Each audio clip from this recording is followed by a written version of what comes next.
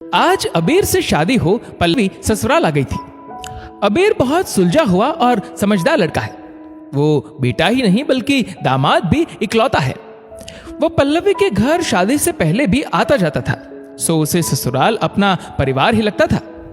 कहीं न कहीं ये बात अबीर की माँ सरोज जी को खटकती थी। उन्हें लगता कहीं मेरा लड़का मुझे छोड़ घर जमाई ना बन जाए। एक विधवा माँ का आखिर वो इकलौता सहारा था। जब भी बेटा बहू ससुराल घूमने का बोलकर जाते, अक्सर रात वहीं रुक जाते। क्या हुआ मम्मा, खाना क्यों नहीं खा रही? सपना ने पूछा। तेरे भाई की शादी को 6 महीने भी नहीं हुए और ये तीसरी बार ससुराल रुक गया है। बात एक रात की नहीं, जब ससुराल शहर में ही है फिर रुकने का क्या मतलब? घूम फिर कर आ जाओ। इसीलिए मैं बहू दूसरे शहर से लाना चाहती थी, पर आजकल के बच्चे माँ बाप को ये मौका ही कहां देते हैं। तूने भी कोई देख रखा हो तो बता दे, सरोज जी ने बेटी से पूछा। सपना हड़बड़ा गई, जैसे उसकी कोई चोरी पकड़ी गई हो। न क्या माँ, बात आप अबीर भाई की कर रहे थे और मेरे पर आ गए। सरोज जी को पल्लवी का मायके जाना तो नहीं खटकता, लेकिन अबीर का ससुराल जाना बहुत खटकता। पल्लवी की माँ सरिता जी और सरोज जी दोनों सोशल मीडिया पर दोस्त थी। सरिता जी बेटी दामाद के साथ की गई पार्टियों के खूब फोटो डालती। सरोज जी उन तस्वीरों में अबीर और सास की नजदीकियां देखकर चिढ़ती। अबीर का जन्मदिन आने वाला था। सरोज जी इसी कोशिश में थी कि अबीर उस दिन ससुराल ना जा पाए। उन्होंने पहले से सब तैयारियां शुरू कर दी। अबीर को हिदायत दी कि वो पूरा दिन घर रहेगा।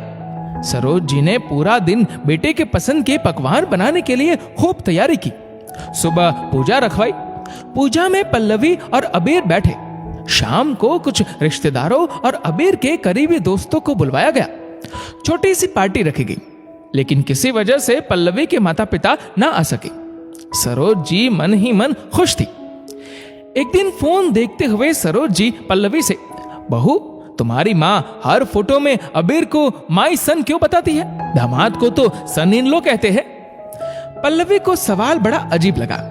वो नादान इस सवाल के पीछे छुपी एक माँ की असुरक्षा के भाव को नहीं समझ सकी। एक माँ के बेटे पर डगमगाते विश्वास का फायदा रिश्तेदारों और पड़ोसियों ने उठाया। वो सरोज जी के बहू बेटे के खिलाफ कान भर दी। अब सरोज जी अबीर के ससुराल जाने का सुनते ही कभी अपनी तबीयत, कभी सपना के कॉलेज का हवाला देकर रोक लेती, जिसे अबीर समझने लगा था। लेकिन माँ को समझाना आसान नहीं था, क्योंकि अबीर अच्छे से जानता था कि उसकी माँ उसको लेकर बहुत पॉजिटिव है। दूसरी तरफ ससुराल में बूढ़े सास ससुर के प्रति अपने कर्तव्यों को भी जानता था। एक दिन किसी काम से अबीर पल्लवी को किसी प्रॉपर्टी की डील के चलते शहर से बाहर जाना पड़ा। सपना भी कॉलेज की ट्रिप पर ऊटी गई हुई थी। तेज बारिश से, रास्ते में जाम से अबीर पल्लवी एक रात किसी गेस्ट हाउस में रुक गए। सरोज जी घर में बिल्कुल अकेली हो गई। कपड़े न भीगे, सो जल्दी में छत से लाते हुए उनका पांव सीढ़ियों से फिसल गया। दर्द में कराहते हुए उन्होंने अबीर को फोन किया। अबीर ने अपने सास ससुर को फोन कर दिया। सरिता जी तुरंत अपने पति के साथ बेटी की सांस को लेकर अस्पताल पहुंच गई। वहां सरोज जी को पैर में प्लास्टर चढ़ाया गया। अपने समधियों को अपने लिए परेशान होता देख, उनके लिए भागदौड़ करता देख सरोज जी का मन आत्मग्लानि से भर गया। मैं तो एक दिन अकेली थी तो मेरे साथ इतना कुछ हो गया। बहू के माता पिता तो बेटी के जाने के बाद बिल्कुल अकेले हो गए।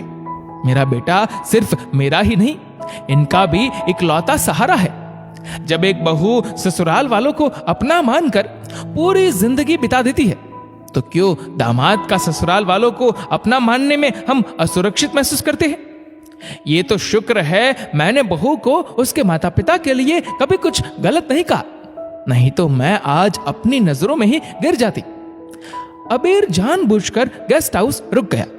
माँ को यही बोलता रहा, रास्ता खराब है। इधर सरिता जी अपनी समधन की खूब सेवा करती रही। समधी जी दवा, फल फ्रूट लाते रहे। 2 दिन बाद अबीर पल्लवी के पहुंचते ही पल्लवी के माता पिता रवाना होने लगे।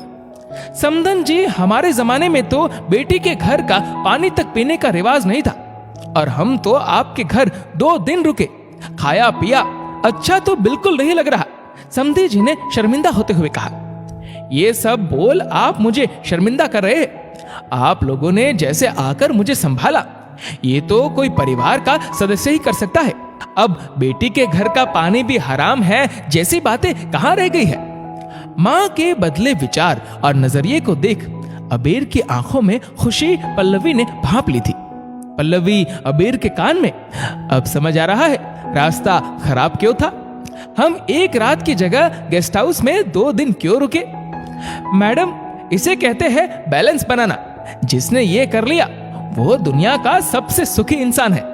दोस्तों, इस वीडियो को लेकर आपकी क्या राय है नीचे कमेंट करके जरूर बताएगा। और अगर आपको वीडियो अच्छा लगा हो तो इस वीडियो को लाइक करेगा, शेयर करेगा ज्यादा से ज्यादा लोगों तक। और ऐसे ही और भी इंस्पिरेशनल वीडियोस के लिए सब्सक्राइब करें हमारे यूट्यूब चैनल को और फेसबुक पर फॉलो करें हमारे पेज को। धन्यवाद।